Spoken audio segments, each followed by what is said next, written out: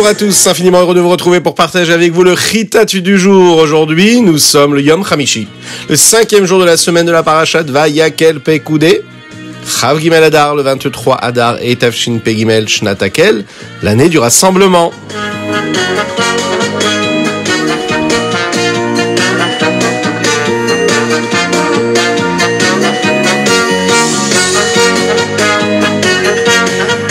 Et nous allons commencer tout de suite avec le Chumash du jour, le Yom Hamishi. Dans la Parashat Vayakel et Pekudé, nous avons déjà étudié les sujets qui concernent le fait de garder le Shabbat, de respecter bien le Shabbat, ne pas enfreindre les melachot de Shabbat.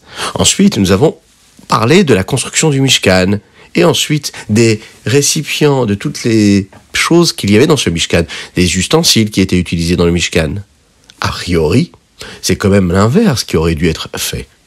Chassidut nous enseigne que une de ces chaque choses-là, que ce soit le Shabbat, que ce soit la construction du Mishkan, que ce soit les ustensiles qu'il y avait pour but de nous donner de la force pour accomplir ce qu'Akadosh Baruch Hu, ce que Dieu attend de nous. D'abord, on nous donne le Shabbat. Le Shabbat, c'est ce que nous appelons la force qui nous est donnée ce jour-là, la Neshama Yetera, ce surplus de Neshama, d'âme que nous recevons et que nous avons toutes et tous pendant le Shabbat Kodesh. On doit l'utiliser afin que nous ayons de la vitalité pour étudier la Torah, de la vitalité pour accomplir les mitzvot. Et cette force-là, elle nous reste pendant tous les jours de la semaine. Elle nous permet d'accomplir les mitzvot comme il faut, de s'en servir même pour étudier la Torah comme il faut. C'est-à-dire ce qui correspond au Mishkan, à la construction du Mishkan, les mitzvot que nous accomplissons. Les ustensiles qu'il y avait dans le Mishkan, eux, correspondent à l'étude de la Torah. Et justement, dans notre Chitat du jour aujourd'hui, nous parlons encore une fois de ce que devaient faire Aholiav et Betzalel. Ils devaient bien sûr respecter ce qu'Akadosh Baruch Hu leur avait demandé à travers les enseignements de Moshe Rabbeinu, et en particulier construire le Mishkan et ce qu'il y avait dedans. En particulier aujourd'hui, nous parlons du Éphod, du Choshen HaMishpat, comme Dieu l'avait demandé. Ce qui nous amène à passer à notre deuxième étape de notre Chitat du jour, les Teilim.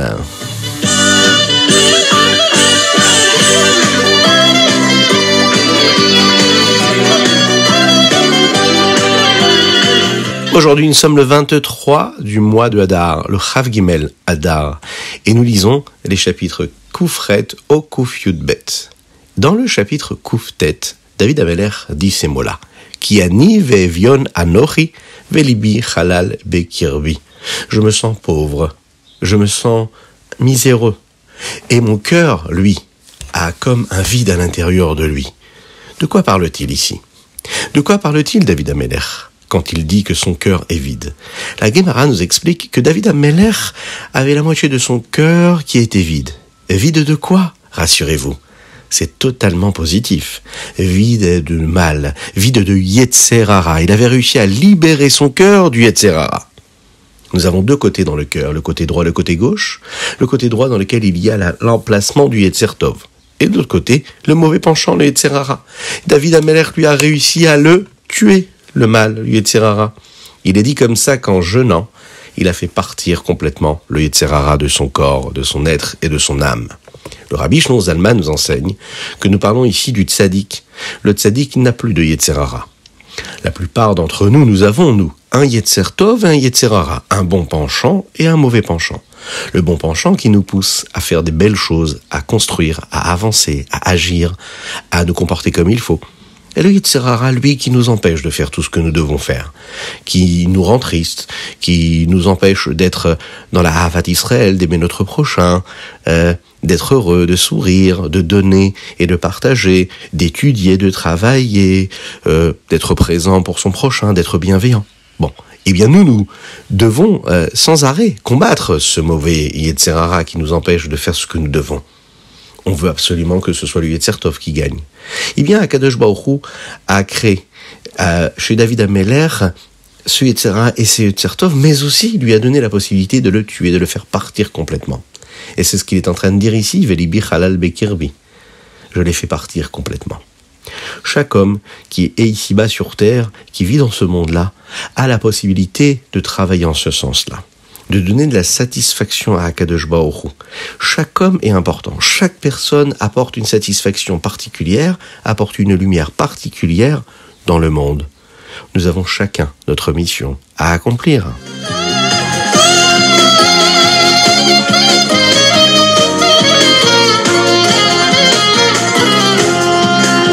Et nous passons tout de suite au Tanya du jour. Aujourd'hui, nous sommes dans le chapitre 37, Lamed Zayin, Chav Gimel Adar, de cette année-là. Alors, vous savez que nous attendons tous Mashiach. C'est ce que nous avons développé déjà hier et avant-hier. Akadosh Baruch Hu se dévoile dans ce monde-là à travers les mitzvot que nous accomplissons. Bon, il s'est dévoilé de manière assez importante au moment du don de la Torah.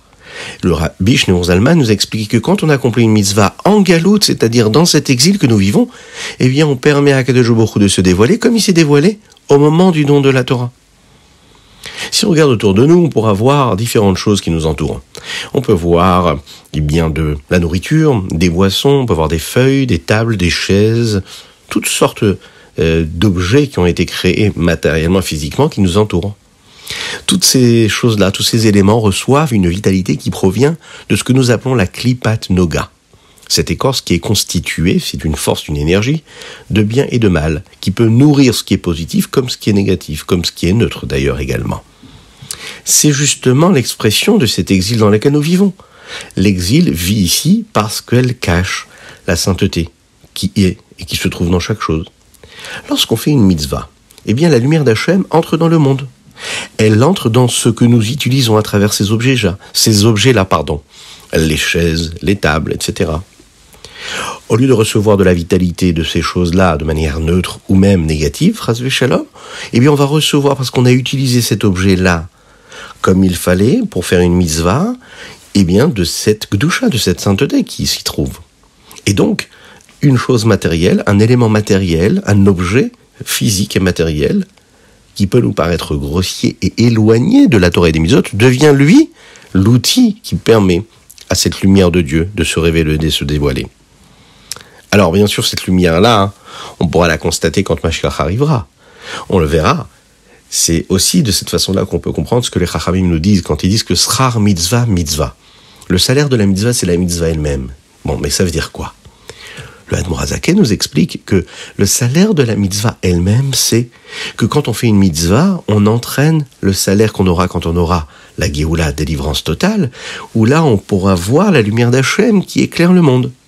Au moment où, pendant cet exil-là, eh bien c'est la klipa, c'est l'écorce qui cachait cette lumière.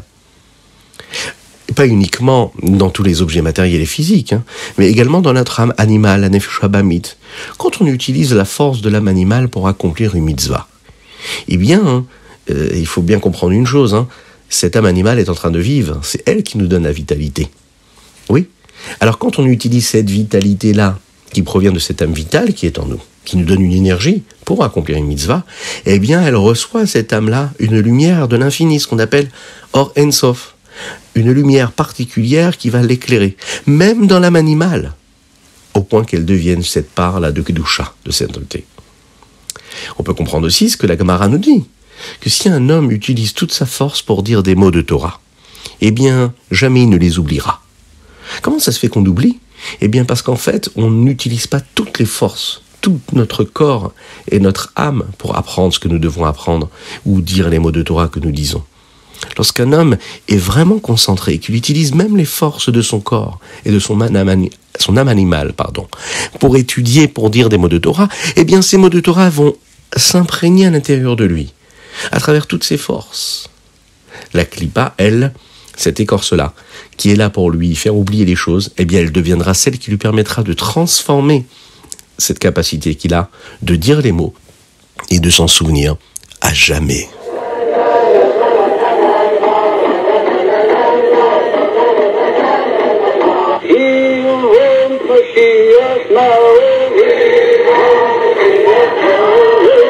Et nous passons tout de suite au Hayom Yom Chav Gimel Adar.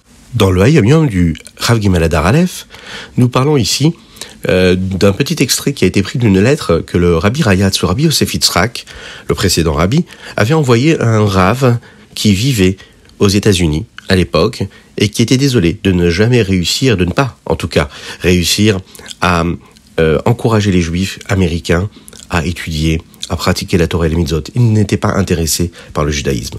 Alors, le Rabbi Rayatz, le Rabbi Yosef Yitzhak, va lui conseiller quoi faire et lui donner un enseignement. Et lui dit, les rabbanim, les maîtres, les chefs de la génération, eux, sont la tête du peuple juif. Et comme dans le corps, la tête doit être en bonne santé, afin que tout le reste du corps puisse lui être aussi en bonne santé.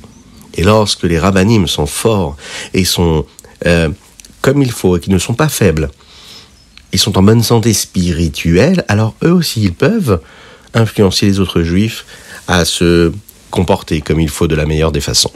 Dans le Chav Gimel Adar Bet, eh bien, dans le Hayom Yom, nous parlons aussi encore une fois de la fonction du Rav, d'un responsable communautaire.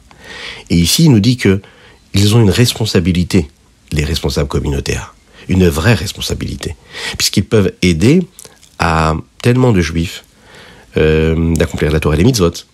Si on leur enseigne ce qu'il faut, alors tout se passera bien. Mais malheureusement, si on enseigne à la communauté quelque chose de négatif, chas v'shalom, il y a beaucoup de personnes qui vont faire des choses négatives. Alors il faut être celui qui apporte des mérites à la communauté. Il faut les aider à accomplir les mitzvot. C'est un grand mérite, le Rabbi nous dit ici. C'est une grande mitzvah. Mais de l'autre côté, si on ne les encourage pas à faire comme il faut les choses, eh bien on les aura encouragés à faire les choses négativement, et ça c'est plus grave aussi. Un Rav doit se soucier de toutes les décisions qui ont été prises par les Chachamim, par nos sages. Il doit donner de l'importance à tous les petits détails. Il a la responsabilité de prendre les bonnes décisions, et c'est ce qui permettra à sa communauté de se grandir et de s'attacher à Kadosh Baruch Hu de manière essentielle.